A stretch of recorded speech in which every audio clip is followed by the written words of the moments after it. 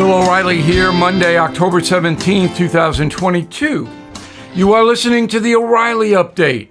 Here's what's happening today in America. Some Democrats turning on President Biden. Barack Obama calls out cancel culture. Starbucks closes more stores to protect employees. Holiday air travel may be the most expensive in history. Also ahead, Trump's revenge. But first, a new survey from Trafalgar finds a growing number of Democrats rejecting Joe Biden. 23% of progressive voters now disapprove of his performance. 70% think he's doing a good job. That is down from 85% a year ago.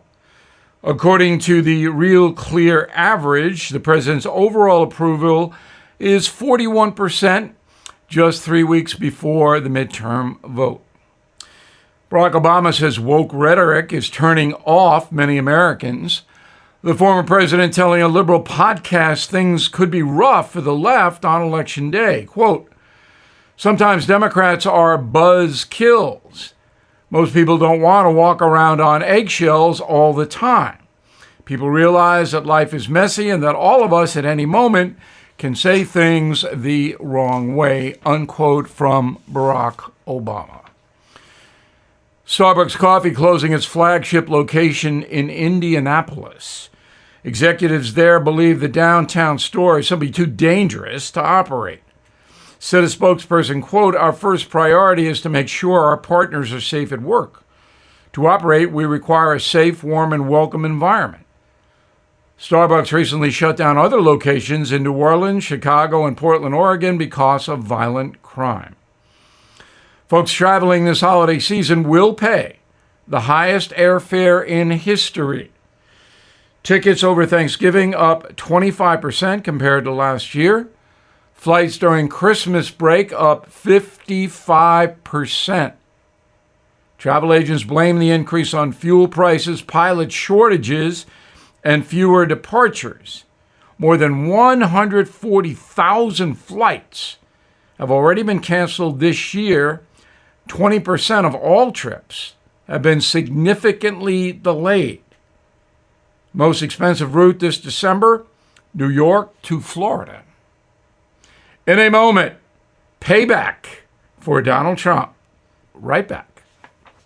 Inflation at its highest level in 40 years and interest rates are skyrocketing, as you know. Market experts like Jamie Dimon, CEO of JP Morgan, predicting recession. So to protect your future, do what I did. Call the only precious metal dealers I trust, American Hartford Gold. They will show you how to protect your savings and retirement accounts by diversifying your portfolio with physical gold and silver. You can get started with a short phone call.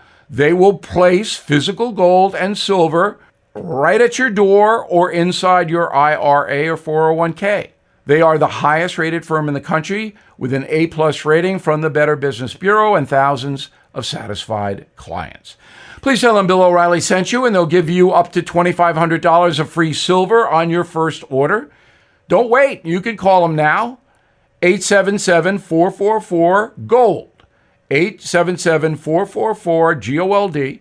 Or text GOLD to 65532. Again, 877-444-GOLD or text GOLD to 65532. Time now for the O'Reilly Update message of the day. The media has been very rough on Donald Trump. Everybody knows that. But now there may be some payback.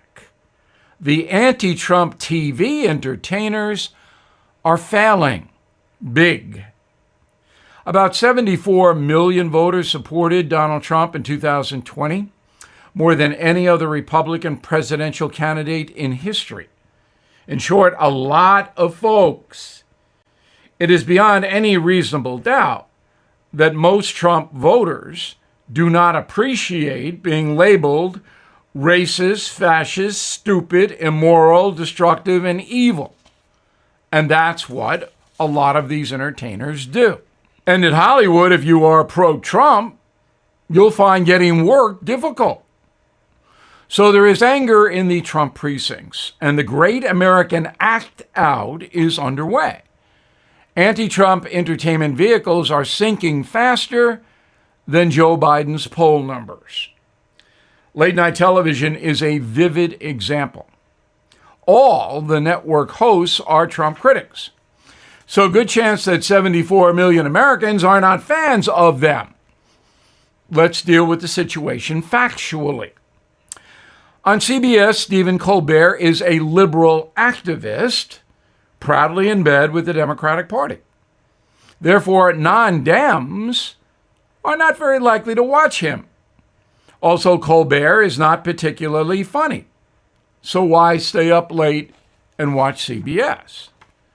Colbert savaged then-President Trump, but since he left office, old Steve has lost about a third of his audience, sometimes losing in the ratings to Greg Gutfeld, the late-night guy on Fox News. That's embarrassing for a network show. Jimmy Kimmel on ABC Disney is Colbert Light.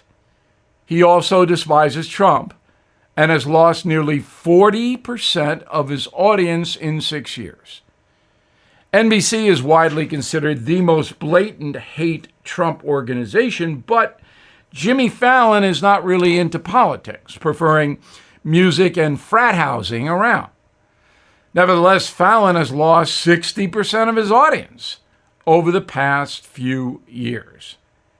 The other NBC late night guy, Seth Meyers, who also hates Trump, of course, has dropped from 1.5 million watchers in 2016 to 786,000 today. Now, Johnny Carson, back in the day, often did 9 million daily viewers for NBC. I know, different times. A liberal man, Carson, did not impose his personal politics on his audience. Finally, it looks like it's all over for Saturday Night Live. The program has dropped below 4 million viewers. In its heyday, it got 13 million. The Alec Baldwin Trump imitation was just nasty, and millions of Americans have tuned out. It's simple. Right now, there doesn't seem to be anyone who can make late-night comedy great again.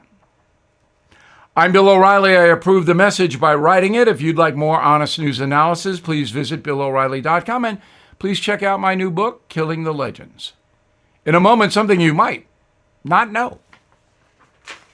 Bill O'Reilly here. Vidgo, V-I-D-G-O, is a new streaming service that gives you live sports and programming you want at a price you can afford.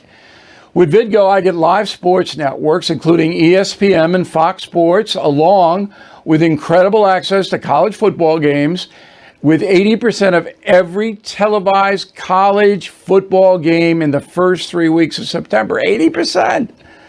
Vidgo also has a great choice of news and entertainment program, including The First, Fox News, Newsmax, and more. On my new weekly program called Shock and Awe, exclusively on Vidgo, I'll break down the most important issues of the week, asking bold and fresh questions and sitting down for exclusive interviews with America's top news makers.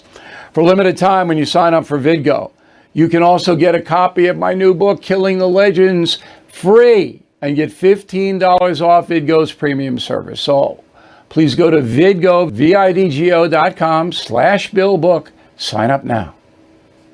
Now the O'Reilly Update brings you something you might not know. On this day in 1931, America's most notorious gangster was finally convicted after a decade of smuggling, theft, and murder. The criminal Al Capone. His crime, tax evasion. Here is the story. Alphonse Gabriel Capone, born in Brooklyn, New York, 1899. He was expelled from school at the age of 14, joined a gang, earned the name Scarface after being sliced across the cheek during a back alley brawl. In 1919, young Al moved to Chicago at the invitation of mafia boss Johnny Torrio. Capone became a crime kingpin by wiping out competitors through a series of gangland murders, including the infamous St. Valentine's Day Massacre. Capone's nemesis was federal agent Elliot Ness and his crew of untouchables. As Al's empire grew, so did his penchant for bloodshed. The bodies piled up, but the feds couldn't make any murder charges stick. Witnesses were terrified. All that changed in 1927. In a landmark decision still used against criminals today, the Supreme Court ruled that money made from illegal activity like drugs and prostitution could be taxed as personal income. Capone, famous for his lavish lifestyle, never filed a federal tax return. So the Treasury Department followed the money, compiling evidence that Capone made millions of dollars smuggling alcohol. After running the Chicago mob for 7 years, Al Capone was indicted on 22 counts of tax evasion. On October 17, 1931, the gangster was convicted. 1 week later, he was sentenced to 11 years in prison. Capone served part of his time in Alcatraz, then a mental hospital, before dying in 1947 at the age of 48 from syphilis. And here's something else you might not know. The Treasury Department ordered Capone to pay $200,000 in back taxes. The FBI thought that figure was way too low. It is estimated Big Al made $60 million a year from criminal enterprises. That's $900 million today. Back after this. Crisp fall temperatures are here. Sometimes you just need a little warmth in the house. My friends at Eden Pure have done it again. I recently got their Gen 40 super heater and cooler. It's perfect to warm the room without turning the furnace on. This heater will save you big money on your heating bills. Just what we need. Eden Pure is having a hard time even keeping them in stock due to high demand. Their products have multiple safety features built in and can be used around pets and kids. You can get $50 off the sale price when you use discount code BILL50. With heating bills expected to increase, please hurry. Go to EdenPure.com. Use code BILL50 to get $50 off. That's EdenPure.com, code BILL50 for a $50 savings. Shipping is free. Thank you for listening to the O'Reilly Update. I am Bill O'Reilly. No spin, just facts, and always looking out for you.